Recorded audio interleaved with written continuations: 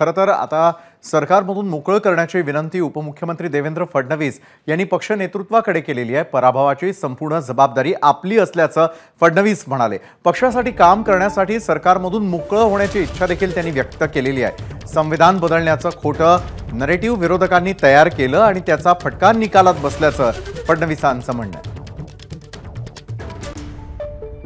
निवडणुकीचं नेतृत्व हे एक प्रकारे भारतीय जनता पक्षामध्ये मी करत होतो, त्यामुळे या ठिकाणी जो काही पराभव झाला असेल, ज्या काही जागा कमी आल्या असतील, याची सगळी जबाबदारी ही माझी आहे, ती मी स्वीकारतो। मी हे मान्य करतो की कुठेतरी मी स्वतः याच्यामध्ये कमी पडलेलो आहे।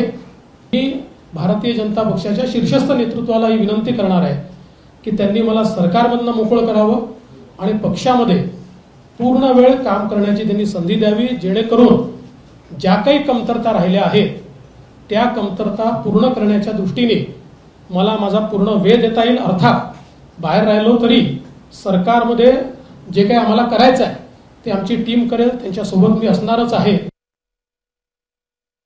निवडणुकीचं नेतृत्व हे एक प्रकारे भारतीय जनता पक्षामध्ये मी करत होतो, त्यामुळे या ठिकाणी जो काही पराभव झाला असेल, ज्या काही जागा कमी आल्या असतील, याची सगळी जबाबदारी ही माझी आहे, ती मी स्वीकारतो।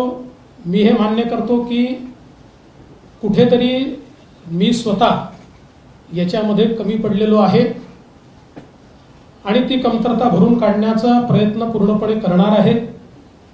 त्यामुळे हा जो काही भारतीय जनता पक्षाला या ठिकाणी सेटबॅक महाराष्ट्रामध्ये सहन करावा लागला, याची सगळी जबाबदारी ही देवेंद्र फडणवीस मी या ठिकाणी स्वीकारतोय। आणि मी पक्षाला एक विनंती अजून करणार आहे, अर्थात भारतीय जनता पक्षामध्ये पक्ष सगळे निर्णय करतो की आता मला विधानसभेकरता पूर्ण वेळ त्या ठिकाणी उतरायचा आहे।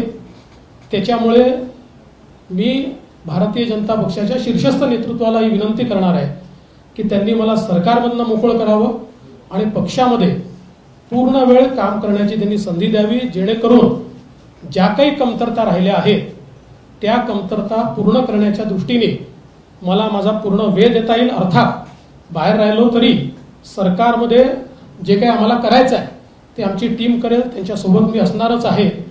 या संदर्भात लवकरच पक्षाच्या वरिष्ठांना मी भेटणार आहे आणि मग त्यांच्या सल्ल्याने ते जे सांगतील त्यानुसार पुढची कारवाई मी करेन। एबीपी माझा, उघडा डोळे बघा नीट।